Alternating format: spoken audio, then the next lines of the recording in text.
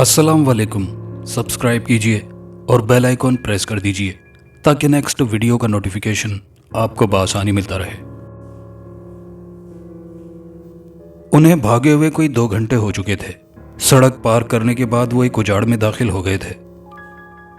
उस्ताद, अभी आगे कहाँ पहुंचेंगे? मेरी तो टांगे जवाब दे चुकी हैं। कालू अपनी उखड़ती हुई सांस बाहर निकालते हुए बोला, डर मत कालू, फिलहाल तो अपने लिए कोई ठिकाना नजर आ जाए, बाकी बाद में देखेंगे। उस्ताद बशीरा संभला और फिर दोहरा होते हुए मिट्टी की एक ढेरी पर बैठ गया। वो सीने पर हाथ रखते हुए सांस बहाल करने लगा। गहरी तारीक सर्द रात में ताहद्दे निगाह खारदार झाड़ियां उठी हुई थी। दूर से आवारा कुत्तों के भौंकने की मध्यम मध्यम आवाजें भी वक्फे वक्फे से सुनाई दे रही थी। कोई अंदाजा है इस वक्त हम कहाँ हैं उस्ताद? कालू चढ़ती निगाह से इर्द गिर्द का जायजा लेने लगा। घबराता क्यों है? पकड़े जाने का खौफ दिल से निकाल दे। तू उस्ताद बशीरे के साथ है, बस अपने लिए कोई मुनासिब जगह देखते हैं ताकि रात गुजार लें, बाकी तू मुझ पर छोड़ दे। बशीरे ने गर्दन घुमाई और गिरदोपेश का जायजा लेते हुए कहा। प्यास से तकरीबन दोनों निढाल हो चुके थे। भागे हुए मुलजिमों के पीछे पुलिस ने काफी दौड़े लगाई थी, लेकिन मुलजिम काफी शातिर थे जो उनके शिकंजों से भाग निकले थे। ठिठुरती सर्द रात ने कांस्टेबलों को थका मारा था। कमाद के खेतों में बिखरे हाथों में अपनी अपनी टाट संभाले कांस्टेबलों को इंस्पेक्टर फैयाज की विसिल सुनाई दी। यह इशारा था कि सारे बंदे वापस लौट आएं। जी सर, क्या बात है? वापस लौटते हुए सब इंस्पेक्टर इकराम पुलिस जीप के पास पहुंचते हुए बोला। इकराम, लगता है वो हमारी पहुंच से अभी बच निकले हैं। साथियों से कहो कि वो वापस पहुंच जाए। उन भगोड़ों को मैं बाद में देख लूंगा। इंस्पेक्टर फैयाज खिजालत से सर खुजाते हुए बोला। थोड़ी देर बाद 2 जीपें गर्द उड़ाती हुई वापस चौकी की तरफ गामजन थी। थोड़ी दूर और चलने के बाद वो दोनों घनी झाड़ियों की ओट में पहुंचकर रुक गए थे। शायद किसी आहट ने उन्हें चौंका दिया था। लगता है उस्ताद करीब कोई है, कालू धीरे से बोला और झाड़ियों की ओट में खुद को छुपाने लगा।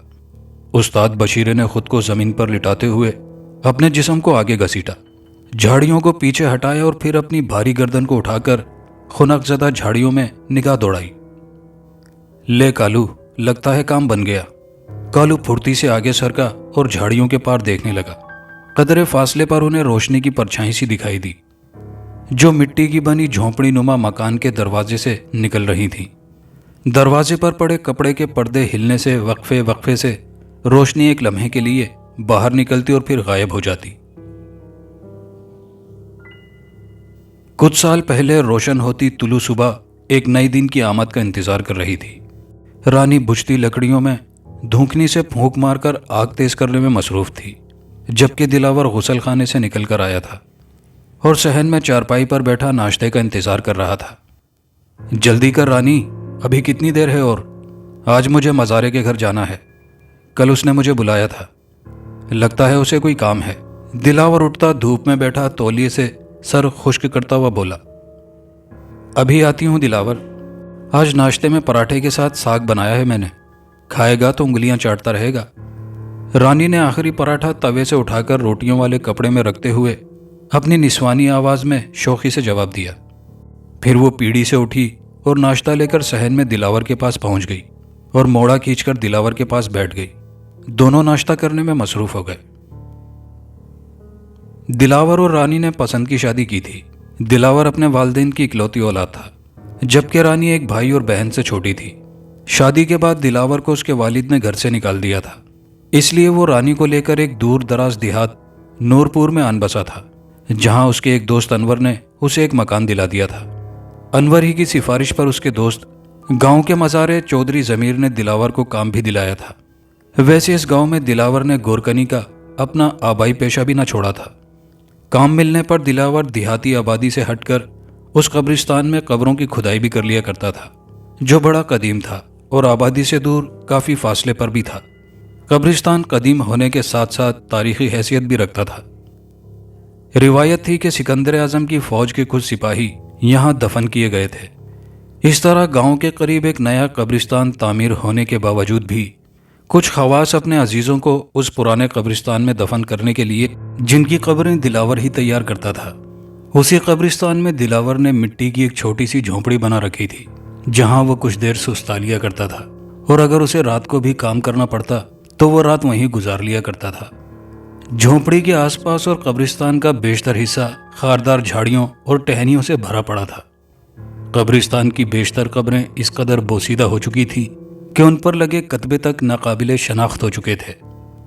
गांव के कुछ घाघ दीदा बुजुर्गों का मानना था कि वो कब्रिस्तान आसेबी है, लेकिन उनमें से बेशतर के फौत हो जाने के बाद ये रिवायत दम तोड़ चुकी थी। दूर से देखने पर कब्रिस्तान की कोई वाज़ेह हदबंदी कायम करना मुश्किल था। कब्रिस्तान के मगरबी हिस्से के एक तरफ घना जंगल था, जबकि जुनूबी जानिब एक झोंपड़ी नुमा गहरी खाई थी, जो बारिश का पानी जमा हो जाने की वजह से जोहड़नुमा तालाब की शक्ल इख्तियार कर चुकी थी, जिस पर जंगली चीलें दिन भर उड़ान भरती रहती, जबकि तालाब के किनारों पर चीलों की खाई हुई बोसीदा आलाइशें जगह जगह बिखरी हुई थीं। दूसरी जानिब यह हिस्सा एक कच्ची सड़क की वजह से अलग होकर रह गया था। सड़क के दूसरी जानिब का बेशतर हिस्सा कमाद के खेत पर मुश्तमिल था और कुछ हिस्सा उजाड़ खारदार झाड़ियों से भरा हुआ था, जिससे परे मुख्तसर आबादी वाला गांव नूरपुर आबाद था।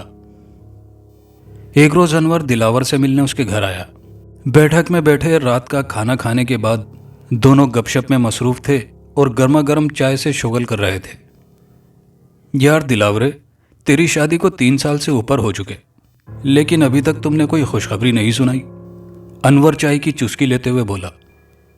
पता नहीं यार, कभी कभी सोचता हूं शायद मेरी किस्मत में औलाद नहीं है। दिलावर चाय का आखिरी घूंट लेकर प्याली मेज पर रखते हुए कदरे तशवीश से बोला। ऐसा ना सोच दिलावर, तू मायूस क्यों होता है? खुदा ने ऐसी कोई बीमारी पैदा नहीं की जिसका कोई इलाज ना हो। तू किसी अच्छे हकीम को दिखा, वो जरूर इस मसले का हल निकाल देगा। अनवर दिलजोई करते हुए बोला। अपनी चाय खत्म करके अनवर ने अपनी जेब से सिगरेट का पैकेट निकाला, एक सिगरेट दिलावर की तरफ बढ़ाई और एक खुद सुलगा ली। बड़े हकीमों को दिखाया है, लेकिन फिर भी उम्मीद नहीं हुई। दिलावर शिकस्तगी से सिगरेट का धुआं छोड़ते हुए बोला। लगता है कोई और चक्कर है। दिलावर भर्राई हुई आवाज में बोला। और चक्कर क्या मतलब? मैं समझा नहीं। अनवर ने हैरानगी से पूछा। यार कोई अमल या बंदिश वगैरह? तुम तो जानते हो ना कि रानी के घर वाले हमारी शादी से खुश नहीं थे। लगता है उन्हीं में से कोई हमारा दुश्मन बना हुआ है। दिलावर कदरे तशवीश से बोला। अच्छा, तो तुम्हारे ख्याल में ऐसी कोई बात है? किसी हद तक तुम्हारा अंदाजा दुरुस्त भी है। अगर ऐसी कोई बात है ना तो तू फिक्र ना कर, मैं रज्जो से मिलवाता हूं। अनवर सिगरेट एस्ट्रे में झाड़ते हुए बोला। रज्जो? वो कौन? दिलावर ने चौंकते हुए पूछा। अरे यार, एक मंतर और जादू जानने वाली है। माई मस्तानी की लड़की गांव के कब्रिस्तान के पिछवाड़े में ही रहती है। अगर तुम कहते हो तो उससे मिल लेते हैं। माई मस्तानी के मरने के बाद वही इस काम को जारी रखे हुए है। गांव की बड़ी औरतें और मर्द काला इल्म करवाने उसके पास जाते हैं। अनवर ने बरजस्तगी से जवाब दिया। अच्छा, तो तुम्हारा ख्याल है? दिलावर ने हिचकिचाते हुए पूछा। देख यार, तू बिल्कुल ना डर। मैंने भी एक आध बार उससे सलाह ली है। वो जरूर तेरे इस मसले का हल निकाल देगी। अनवर की बात से दिलावर चौंका। तुम भी रज्जो से मिलने गए थे? आखिर किस लिए? दिलावर ने कदरे हैरानगी से पूछा। अरे यार, था एक काम। मैंने शहर में काम में पैसा लगाया था, लेकिन कुछ दोस्तों ने मेरा पैसा हड़प कर लिया था। उन्हें सबक सिखाने के लिए मैं रज्जो के पास गया था। अनवर वजाहत देते हुए बोला। अच्छा, तो फिर क्या बना? दिलावर की हैरानगी बदस्तूर बरकरार थी। आ गए रास्ते पर कुछ ही दिनों में उन बदमाशों ने ना सिर्फ पैसे वापस किए बल्कि माफ़ी भी मांगी। अरे अपना हक लेने ही तो गया था, वरना मैं किसी से खामखा दुश्मनी नहीं लेता। अनवर यारों का यार और दुश्मनों का दुश्मन है, तू तो जानता ही है। अनवर धुएं का एक मरगुला हवा में छोड़ते हुए बोला। हाँ, ये बात तो है तुम में। दिलावर के लहजे में अनवर के लिए सताइश थी, और फिर वो कुछ देर बाद सोचते हुए बोला। ठीक है, अगर तुम कहते हो तो चलता हूं तुम्हारे साथ रज्जो से मिलने। अनवर की बातों से दिलावर काफी हद तक मुतमईन हो गया था, और अगले ही रोज उन दोनों ने रज्जो से मिलने का प्रोग्राम बना लिया। अगली सुबह अब्र आलूद थी। थोड़ी देर सूरज निकलने के बाद वो बादलों की ओट में छुप गया था, जिसकी वजह से अंधेरे के साथ फिजा में सर्दी भी बढ़ गई थी। सूरज ढलने में अभी कुछ देर बाकी थी, लेकिन खराब मौसम की वजह से अंधेरा बदस्तूर बढ़ रहा था। बढ़ते अंधेरे में अनवर और दिलावर की मोटरसाइकिल गांव की आबादी को बहुत पीछे छोड़ चुकी थी और एक कच्ची सड़क पर आगे बढ़ रही थी। अनवर हेलमेट और दस्ताने पहने मोटरसाइकिल चला रहा था, जबकि दिलावर एक चादर लपेटे उसके पीछे सवार था। अंधेरा फैलने की वजह से अनवर ने मोटरसाइकिल की हेडलाइट रोशन कर रखी थी। थोड़ी ही देर बाद उनकी मोटरसाइकिल एक उजाड़ में दाखिल हो चुकी थी। दूर दूर तक मुकम्मल सन्नाटा था। इक्का दुक्का आवारा कुत्ते इधर उधर घूम रहे थे, जो मोटरसाइकिल की आवाज़ सुनकर करीबी झाड़ियों में दुबक गए। एक बोसीदा सी झोंपड़ी के पास पहुंचकर अनवर ने मोटरसाइकिल रोक ली। झोंपड़ी के बाहर ही उसने रज्जो को देख लिया था, जो एक पीढ़ी पर बैठी झोंपड़ी के साथ ही बने एक मिट्टी के चूल्हे में धूकनी से फूंके मारकर आग जलाने की कोशिश कर रही थी। चूल्हे पर एक देगची में उसने कुछ पकाने के लिए चढ़ा रखा था। मोटरसाइकिल की आवाज़ सुनकर वो उस जानी मुतवज्जो हुई और अनवर को पहचान कर दूर से ही बोली, आ गया तू? उसने एक गंदी गाली दी। ये अपने साथ किसे ले आया आज? रज्जो अपनी मखसूस मर्दाना आवाज़ में बोली, दोस्त है मेरा, दिलावर नाम है इसका। अनवर मोटरसाइकिल खड़ी करते हुए बोला। इसके साथ ही अनवर और दिलावर मोटरसाइकिल से उतरकर रज्जो की झोंपड़ी की तरफ बढ़ गए। झोंपड़ी से हटकर बोसीदा आलाइशें बिखरी हुई थी, जिनकी वजह से फिजा में नागवार सी बदबू फैली हुई थी। रज्जो अपने कपड़े समेटते हुए अपने भारी और बेडोल वजूद समेत पीढ़ी से उठ खड़ी हुई थी। उसका लिबादा फटा हुआ और काफ़ी मैला था, जबकि बाल भी उलझे हुए और मैले थे। ढीली कमीज की वजह से कमीज का गला एक तरफ काफ़ी नीचे ढलका हुआ था, जहां से नीम व छातियां ढलक कर नुमायां हो रही थी, जबकि गर्दन में काले दानों की माला थी, जिनके साथ कुछ हड्डियां बंधी हुई थी, और उसके भारी जबड़ों के कुछ दांत गायब होने की वजह से चेहरा किसी भयानक डाइन से कम नजर नहीं आता था। आजा शाबाश, कमले से भी ले आ। रज्जो मैले दांत निकालते हुए बुड़बुड़ाती और लड़खड़ाती हुई अपनी झोंपड़ी की तरफ बढ़ी। बचपन में उसकी मां ने तैश में आकर उसकी एक टांग तोड़ दी थी, इसलिए वो दूसरी टांग के सहारे कुबड़ी होकर चलती थी। अनवर के पीछे दिलावर भी झोंपड़ी का बोसीदा सा पर्दा हटाकर अंदर दाखिल हो गया। उसके चेहरे पर खौफ की परछाइयां रक्स कर रही थी।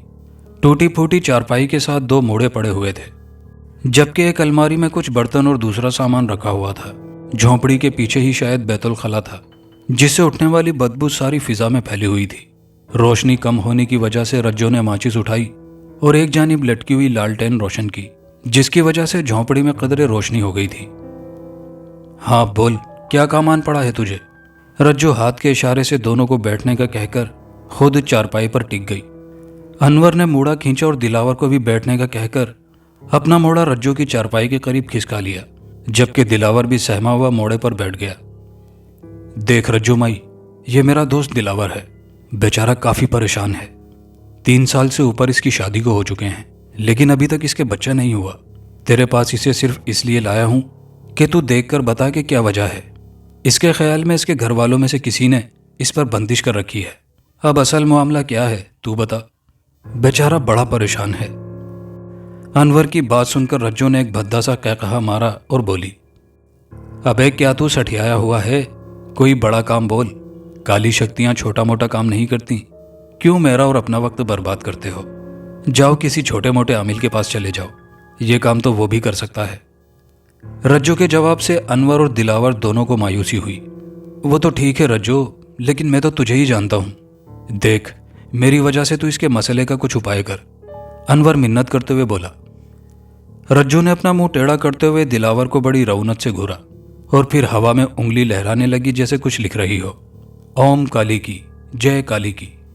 रज्जो कुछ देर बुड़बुड़ाती रही और फिर एक तरफ थूकती हुई बोली, अच्छा चल, तेरी खातिर थूक के चाट लेती हूं। कल आ जाइयो, और हाँ, काले बकरे की एक सिरी लाते हुए ना भूलना। रज्जो ने पहले अनवर और फिर दिलावर को घूरा और फिर गुस्से से बुड़बुड़ाई। यह सुनकर अनवर आगे झुककर रज्जो के पैर छूने लगा। रज्जो ने गुस्से से उसके हाथों को परे हटा दिया। चल अब मस्खरी ना कर, बस जो कहा है वो कर। ज्यादा नाटक रज्जो पसंद नहीं करती। रज्जो जैसे फुंकारते हुए बोली। यह सुनकर अनवर जल्दी से उठ खड़ा हुआ। दिलावर तो जैसे पहले ही वहां से निकलने के लिए तैयार था। अच्छा रज्जो माई, कल फिर जरूर आते हैं। यह कहकर अनवर मुड़ा, जबकि दिलावर उससे पहले ही झोंपड़ी का पर्दा उठाकर बाहर निकल चुका था। थोड़ी देर बाद मोटरसाइकिल के स्टार्ट होने की आवाज आई और इसके साथ ही रज्जो का एक भद्दा सा कहकहा फिजा में गूंज गया। अनवर का दिलावर के घर आना जाना काफी बढ़ गया था। वजह यह थी कि रानी पहले दिन से अनवर को भाग गई थी। इतनी खूबरू और जवान लड़की दिलावर जैसे भले मानस के साथ जचती नहीं। ये ख्याल आते ही अनवर का दिल पसीज जाता और वो सब्र का घूंट पीकर रह जाता। रफ्ता रफ्ता अनवर ने रानी को यह कहकर मुतमईन कर लिया था कि वो अपने दोस्त की मदद करना चाहता है। उसने रानी के सामने रज्जो का भी जिक्र छेड़ा और उसकी कहानियां बड़ा चढ़ाकर सुनाई, जिसकी वजह से रानी रज्जो से मरूब हो गई। लेकिन दर पर्दा अनवर अपने प्रोग्राम पर अमल पैरा था जो उसने रज्जो के साथ बनाया था, और वो ये था कि रज्जो के काले अमल से रानी अनवर के इश्क में गिरफ्तार हो चुकी थी।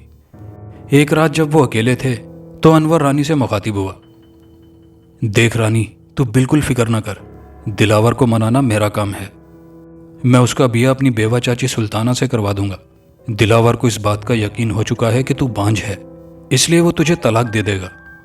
अनवर रानी को करीब खींचकर अपनी बाहों में भरते हुए बोला। रानी ने अपने गालों पर अनवर की गर्म सांसों को महसूस किया और फिर आने वाले खुशगवार लम्हों का सोचकर अनवर की बाहों में कसमसाकर रह गई। अनवर देख, तू मुझे वो सारी खुशियां देगा ना जिनके हसीन सपने मैंने देखे हैं। रानी अनवर के बालों में अपनी उंगलियां सहलाती हुई बोली। देख रानी, तू शहर में बहुत खुश रहेगी। मैंने वहां अपने रहने के सारे इंतजामात कर लिए हैं। बहुत जल्द मैं तुझे गांव की इस ख्वार जिंदगी से दूर ले जाऊंगा और तुझे अपनी रानी बनाकर रखूंगा। अनवर ने रानी की खुमारज़दा आंखों में झांकते हुए कहा और रानी उस नशे में डूबती चली गई। जिस रोज अनवर और दिलावर बकरी की सिरी लेकर रज्जो के पास पहुंचे थे, उससे कुछ दिन बाद एक रात कोई 4-5 मील पैदल चलने के बाद रज्जो बकरे की काली सिरी पकड़े उस मगरबी झील के किनारे उजाड़ जंगल में दाखिल हो रही थी। उसके साथ एक भूरे रंग का कुत्ता खरामा खरामा चल रहा था। लगता था जैसे कुत्ता उसका सुधाया हुआ है और उसकी हिफाजत कर रहा है। थोड़ी थोड़ी देर बाद कुत्ता मुंह से खौफनाक सी गुर्राहट निकालता और हवा में घूरने लगता और रज्जो लंगड़ाती हुई एक हाथ में लालटेन और दूसरे हाथ में शॉपर में लिपटी सिरी पकड़े उससे आगे निकल जाती। अबे चल, आगे चल, मस्खरी करता है। आज तेरी गर्दन काटकर तेरी बलि चढ़ानी है, ज्यादा मस्खरे ना कर। रज्जो भद्दा सा कहकहा मारकर कुत्ते को डांट पिलाती और कुत्ता मुंह से गूंगों की आवाज निकालकर दौड़ पड़ता और गोल गोल चक्कर काटने लगता। थोड़ी देर बाद चलते हुए कुत्ता एक जगह रुक गया और पलटकर रज्जो पर गुर्राने लगा। यह देखकर रज्जो को तैश आ गया। उसने वहीं लालटेन जमीन पर रखी और अपनी पुश्त पर बंधे थैले में से एक डंडा निकालकर कुत्ते पर बरस पड़ी। चल, चलता है कि नहीं जिनजादे, क्या यहीं तेरी जान निकाल दूं? यह कहते हुए रज्जो ने 2-4 डंडे कुत्ते पर बरसा दिए। कुत्ता गूंगों की आवाज निकालकर रह गया और फिर भले मानसों की तरह चल पड़ा। थोड़ी दूर और चलने के बाद घना जंगल आ चुका था, जिसके साथ ही बोसीदा झील वाला पड़ाव था। झील के बोसीदा और गंदे पानी में सड़ांध उठ रही थी, जबकि आधी रात का कोहरालूद चांद झील की पानी की सतह पर लहरा रहा था। चांद की कमलाहट रोशनी देने के बावजूद तारीकी सी बिखेर रही थी। यकलख्त घने दरख्तों से निकलने वाली चिमगादड़ें रज्जो के सर पर उमड़ने लगी। रज्जो ने जमीन से मिट्टी उठाई और कुछ बुड़बुड़ाकर मिट्टी रात की तारीकी में उछाल दी। चिमगादड़ें एकदम चीखना शुरू हो गईं और फिर दरख्तों में गायब हो गईं। रज्जो ने झील के पड़ाव के करीब पहुंचकर लालटेन और हाथ में पकड़ा सिरी वाला शॉपर जमीन पर रखा और अपनी पुश्त से लटका हुआ थैला उतारा और फिर हाथ की उंगली को हवा में लहराकर कुछ बुड़बुड़ाने लगी। थोड़ी देर बाद एक भयानक सी चीख सुनाई दी, जैसे किसी बकरे को ज़िबा करते हुए उसके मुंह से निकलती है। इसके साथ ही रज्जो ने गुर्राहट सी मुंह से निकाली और फिर पास ही खड़े कुत्ते के मुंह पर थूक दिया। कुत्ते के मुंह से भयानक सी गुर्राहट निकली और फिर जमीन पर लोटपोट होने लगा, जैसे उसका गला काटा जा रहा हो। थोड़ी देर बाद कुत्ता बेहोश हो गया। रज्जो ने करीब से कुछ झाड़ियां इकट्ठी की और फिर थैले में से माचिस निकालकर उन्हें आग लगा दी। जल्द ही आग ने भड़ककर एक अलाव की शक्ल इख्तियार कर ली। रज्जो ने जल्दी से एक लकड़ी की मदद से उस अलाव के गिर्द एक दायरा खींचा, फिर कुत्ते को उठाकर उस दायरे में खींच लाई और भड़कती आग के उस अलाव के करीब कुत्ते को लिटा दिया। फिर दोजानों बैठकर हवा में अपने बाजुओं को उठाकर मुंह में कुछ बुड़बुड़ाने लगी, जैसे काली शक्तियों को बुला रही हो। मंत्र खत्म करने के बाद रज्जो ने अपने थैले में से एक तेजधारी चाकू निकाला और कुत्ते की गर्दन पर चला दिया। कुत्ते के मुंह से खौफनाक गुर्राहट निकली और वो तड़पने लगा, जिसे रज्जो ने अपने घुटनों में दबोच रखा था। कुत्ते के गले से निकलने वाले खून के फव्वारे से रज्जो के हाथ और कपड़े सुर्ख हो गए थे। थोड़ी देर बाद कुत्ते का जिस्म ठंडा हो गया। साथ ही रज्जो ने एक भयानक कहकहा बुलंद किया, क्योंकि उसके सामने एक सियाह जिस्म बुलंद हो रहा था, जैसे कोई औरत सियाह लिबास ओढ़े जमीन से अपना सर निकाल रही हो। थोड़ी देर बाद एक सियाह धुआं लपेटे औरत का एक हेवला रज्जू के सामने नमूदार हो गया। हेवले के मुंह से वक्फे वक्फे से सुर्ख जबान बाहर निकलती। रज्जू ने कुत्ते के खून से रंगे हाथ आगे बढ़ा दिए। काली चुड़ैल ने यकदम अपनी जुबान लंबी की और रज्जू के हाथ चाटने लगी। खून चाटती चुड़ैल को देखकर रज्जू वक्फे वक्फे से भयानक कहकहे लगा रही थी। कुछ देर तक यह भयानक खेल जारी रहा। जब चुड़ैल काफी खून चाट चुकी तो अपने हेवले को समेटने लगी, यहां तक कि हेवला सिमट कर रज्जू के कदमों के बराबर हो गया। ले रज्जू, आज तूने ये रस्म पूरी कर दी। आज काली माता तुझसे बहुत खुश होगी। चुड़ैल की भयानक बुड़बुड़ाहट सुनाई दी। देख काली, आज मैंने अपना काम पूरा कर दिया। तू काली माता को मेरा पैगाम पहुंचा दे कि अब मुझे 7वीं काली ताकत चाहिए। रज्जू जैसे गुस्से से चिंगाड़ी। देख रज्जू, 7वीं काली शक्ति को हासिल करने के लिए तुझे इंसान की बलि चढ़ानी होगी, फिर तू काली माता का आशीर्वाद हासिल कर पाएगी। चुड़ैल बुड़बुड़ाई। कुछ देर खामोश रहने के बाद रज्जू ने एक भयानक कहकहा बुलंद किया और साथ ही बोली, काली माता से कह दे कि रज्जू तुझसे जल्द ही मुलाकात करेगी। एक इंसान की बलि चढ़ाना क्या रज्जू के लिए मुश्किल है? जा, काली को मेरा जवाब दे दे, लेकिन उसके बदले रज्जू को 7वीं शक्ति चाहिए होगी। इंसान की बलि के इनाम में तुझे जरूर काली माता का प्यार मिलेगा, फिर तू जो उससे मांगेगी तुझे मिलेगा। चुड़ैल बुड़बुड़ाई। यह सुनते ही रज्जू पै दर पे कहकहे लगाने लगी और फिर अपनी मुट्ठी में मिट्टी उठाकर आग के भड़कते अलाव में फेंकने लगी, जिससे आग ठंडी होने लगी। इसके साथ ही काली चुड़ैल का हेवला हवा में तहलील हो गया। अपनी झोपड़ी में पहुंचकर रज्जू ने अपने काले इल्म की ताकत से शैतान के पुजारी को हाजिर किया, जिस पर उसे इख्तियार था, और वो इख्तियार मरने से पहले रज्जू की माँ ने उसे दिया था। देख नमरूद, तुझे आज की रात ही काम करना होगा। आज चांद पूरा है, समझे? तू बेफिक्र हो जा रज्जू, मैं अभी जाता हूं। यह कहकर नमरूद का साया हवा में तहलील हो गया। रज्जू ने एक भयानक कहकहा मारा और फिर जोर जोर से अपना सर पटकने लगी। नमरूद का साया अनवर और रानी के सर पर अपनी पूरी ताकत से सवार हो चुका था। अनवर ने दिलावर को बेहोश करने के बाद उसे गधा गाड़ी पर लाद डाला था और अब वो उसे कुहरजदा सन्नाटे में हाँक कर पुराने कब्रिस्तान की उस छोटी झोंपड़ी की तरफ ले जा रहा था, जो दिलावर ने अपने लिए बना रखी थी, जबकि रानी उसके पीछे थी, जिसने सर्दी से बचने के लिए चादर ओढ़ रखी थी। उस सियाह रात सड़क के उस पार गांव नूरपुर एक पुरस्रार खामोशी में डूबा हुआ सो रहा था। कदीमी कब्रिस्तान की उस वीरान झोपड़ी में पहुंचकर अनवर ने बेहोश दिलावर को गधा गाड़ी पर से उतारा और अपनी पीठ पर लादकर झोंपड़ी में दाखिल हो गया। अनवर को चारपाई पर डाला और फिर अपनी जेब टटोल कर माचिस निकाली और लालटेन रोशन की, जबकि रानी खामोश एक तरफ खड़ी ये सब कुछ देख रही थी। सर्दी ने उसके जिस्म को सुता डाला था। वो तो जैसे कोई मोम का मुजस्समा बनी खड़ी थी। रानी, अपने प्यार को पाने के लिए बस अब आखिरी काम करना होगा। अनवर चारपाई के पास एक तेजधारी खंजर पकड़े खड़ा था। उसकी आंखों में जैसे कोई भयानक तस्वर उभर कर नुमाया हो चुका था। रानी पर उसकी बात का कोई असर नहीं हुआ था। वो तो जैसे इस भयानक खेल को एक खामोश शहरजदा सा मुजस्समा बने हुए देख रही थी। अनवर रज्जू की हिदायत पर आखिरी भेंट देने के लिए दिलावर की गर्दन काटकर उसके जिस्म से अलग करने वाला था और फिर उसे दिलावर का सर रज्जू के कदमों में रखना था, जिसकी बलि रज्जू चढ़ाने वाली थी। यह वही वक्त था जब उस्ताद बशीरा और कालू इस उजाड़ में दिलावर की झोंपड़ी के पास झाड़ियों में छुपे हुए थे। उसी लम्हे किसी अनजाने खतरे की बू पाकर उस्ताद बशीरा एक जस्त लगाकर झाड़ियों में से निकला और उस बोसीदा झोंपड़ी की तरफ लपका, जबकि कालू अपने उस्ताद के पीछे ही कूद पड़ा। ऐन उस वक्त जबकि दिलावर तेजधार खंजर दिलावर की गर्दन पर चलाने ही वाला था, उसने झोंपड़ी के बाहर हलचल सी महसूस की, जिसके साथ ही उसने अपनी गर्दन दरवाजे की तरफ घुमाकर उस जानिब देखा। उस दौरान उस्ताद बशीरा और कालू दरवाजे पर पड़ा पर्दा उठाकर अंदर दाखिल हो चुके थे। कौन हो तुम? खबरदार, आगे मत बढ़ना। अनवर एकदम खड़ा हो गया। उसके औसान यकसर खता हो चुके थे। उस्ताद बशीरे के जिस्म में बिजलियां सी भर चुकी थी। वो किसी खौफनाक खतरे की बू को महसूस कर चुका था। अपनी जिंदगी में ऐसे बहुत से खतरनाक मराहिल से वो गुजर चुका था, इसलिए वो कुछ कुछ इस खतरनाक खेल को समझ गया। अभी अनवर मुकम्मल तौर पर संभल भी ना पाया था कि उस्ताद बशीरे ने लपक कर एक जस्ते लगाई जिसके नतीजे में खंजर अनवर के हाथ से छूटकर ज़मीन पर गिर गया। उस्ताद बशीरे ने अनवर को मुकम्मल तौर पर दबोच लिया था। इसी कश्मकश में पैदा होने वाले शोर के नतीजे में दिलावर को होश आ गया और वो हड़बड़ाकर उठ बैठा। खौफ और हैरत का तासुर लिए वो एकदम अपनी चारपाई से उतरकर खड़ा हो गया। इस दौरान कालू ने आगे बढ़कर रानी को दबोच लिया था।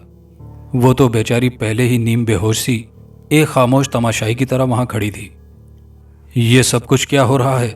दिलावर खौफजदा लहजे में बुड़बुड़ाया। अनवर बता, वो चीखते हुए बोला। फिर उसने रानी की तरफ देखा जो कालू के घेरे में थी। पहले तू ये बता दोस्त, तुम्हारी इनके साथ क्या दुश्मनी है जो ये लोग तुम्हारी गर्दन तुम्हारे जिस्म से अलग करने वाले थे? अगर मैं और मेरा दोस्त यहाँ इस वक्त बाहर मौजूद ना होते तो ये दोनों इस वक्त तुम्हें मौत की वादी में भेज चुके होते। उस्ताद बशीरे के अल्फाज बिजली की तरह दिलावर के कान में पड़े। इन अल्फाजों ने दिलावर के दिमाग को झंझोड़ डाला था और फिर जैसे उसके सामने सारे खेल पर से पर्दा उठ चुका था। मुझे माफ़ कर दो दिलावर, मुझे माफ़ कर दो। मैंने रानी को तुमसे छीनना और इसे पाना चाहा, जिसके बदले रज्जो ने काली शक्ति पाने के लिए तुम्हें भेंट चढ़ाने के लिए हमें इस्तेमाल किया और मैं और रानी उसके खेल में उसके आलायकार बने। मैं और रानी प्यार की आग में झुलस गए थे जिसने मुझे बेबस कर दिया था। माफ़ कर दो, माफ़ कर दो। अल्फाज जैसे अनवर के मुंह में अटक कर रह गए थे। ये सुनकर दिलावर के जिस्म में आग सी भड़क उठी। उसकी समझ में कुछ नहीं आ रहा था कि इस वक्त वो क्या कर गुजरे। इसी खौफ और दहशत के आलम में दिलावर की नज़र ज़मीन पर पड़े तेज धारी खंजर पर पड़ी, जिसे लपक कर उसने उठा लिया और फिर अगले ही लम्हे दिलावर ने वो खंजर अनवर के पेट में घोंप दिया। अनवर उस्ताद बशीरे की गिरफ्त से निकलता चला गया और अदमुआ हो गया। उसके पेट से खून का एक फव्वारा निकला और वो एक दिलखराश चीख मारकर ज़मीन पर ढेर हो गया। खून में लथपथ पड़े अनवर को देखकर रानी ने एक जोरदार चीख मारी और फिर एक झटके से खुद को कालू की गिरफ्त से छुड़ाकर दिलावर की तरफ दौड़ी। दिलावर जो रानी की चीख सुनकर उसकी तरफ पलटा ही था कि अचानक रानी उसके जिस्म से जोर से टकरा गई। इस टक्कर से दिलावर भी संभल ना पाया था कि रानी ने हाथ बढ़ाकर खंजर दिलावर के हाथ से छीन लिया और उसे अपने पेट में घोंप लिया। जख्मी रानी को दिलावर ने अपने बाजुओं में दबोच लिया। रानी के कपड़े खून से सुर्ख हो गए थे और वो आखिरी सांसें ले रही थी। दिलावर, मुझे माफ़ कर दो, मैंने तुम्हारे साथ धोखा किया, मुझे माफ़ कर देना। यह कहकर रानी का सर एक जानिब लुढ़क गया और उसका जिस्म ठंडा हो गया। इस खूनी मंजर ने दिलावर के आसाब को झंझोड़ डाला था। एक तवील लम्हा इस गहरे और तारीक सन्नाटे में यूं ही गुजर गया और फिर उस्ताद बशीरा गुलूगीर लहजे में दिलावर से मुखातिब हुआ। तुम फिक्र ना करो दोस्त, तुम अकेले नहीं हो, मैं और मेरा दोस्त तुम्हारे साथ हैं। उस्ताद बशीरे ने दिलावर को थपकी देकर उसे चारपाई पर बिठाया। इस दौरान कालू ने करीब पड़े वाटर कूलर में से एक गिलास पानी लेकर दिलावर को पीने के लिए दिया। पानी के चंद घूंट पीने के बाद दिलावर कदरे संभल गया था। इसके बाद मुख्तसर अल्फाज में उस्ताद बशीरे ने अपनी और कालू की कहानी दिलावर को सुना डाली कि किस तरह वो दोनों इश्तिहारी मुलजिम पुलिस की कैद से भाग निकले थे और बाद में वो दिलावर की इस झोंपड़ी तक पहुंचे थे जहां वो खतरे की बू पाकर इस खतरे में कूद गए थे। दोस्त, तुम लोग जो कोई भी हो, वाकई तुम मेरे लिए खुदा की मदद बनकर यहाँ पहुंचे। मैं तुम्हारा किस तरह शुक्रिया अदा करूं? मैं तो अपनों के हाथों ही मार दिया गया होता।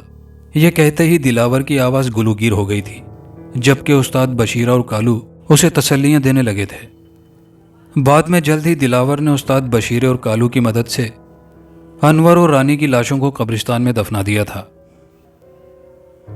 पो फूटने से कुछ ही देर पहले वो तीनों कच्ची सड़क पर मगरबी सिमत की जानिब बहुत आगे बढ़ गए थे। जिस तरफ कोई 1.5 मील के फासले पर वो सड़क जीटी रोड से मिल जाती थी, उस तरफ जाकर उन्हें चंद मिनट बाद ही शहर गाजियाबाद को जाने वाली पहली लारी दस्तयाब हो गई, जिस पर सवार होकर वो तीनों शहर गाजियाबाद पहुंच गए।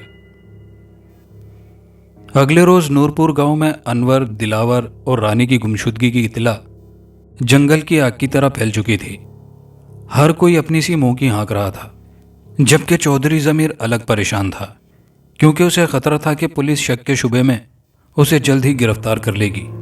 लेकिन दर हकीकत पुलिस इस मामले की असल तह तक पहुंचने में यकसर नाकाम ही रही। कोई 5 घंटे के सफ़र के बाद उस्ताद बशीरा, दिलावर और कालू गाजियाबाद पहुंच चुके थे और दिन मुकम्मल तौर पर चढ़ चुका था। बस स्टॉप से निकलने के बाद उस्ताद बशीरा कालू और दिलावर के साथ अपने एक दोस्त इदरीस खान के ढाबे पर पहुंचा ताकि वहां वो खाना खा सकें और अपना अगला लाहेमल बना सकें। इदरीस खान उस्ताद बशीरे का एक पुराना साथी और दोस्त था। इदरीस खान ने अपने दोस्तों का पुरतपाक इस्तकबाल किया और गर्मा गर्म खाने से उनकी खातिर मदारात की। खाने से फरागत के बाद दिलावर अपने दोस्तों को अपनी कहानी अपने ख़ानदान से शुरू करके अपनी शादी और फिर उसके भयानक अंजाम तक मुकम्मल सुना चुका था।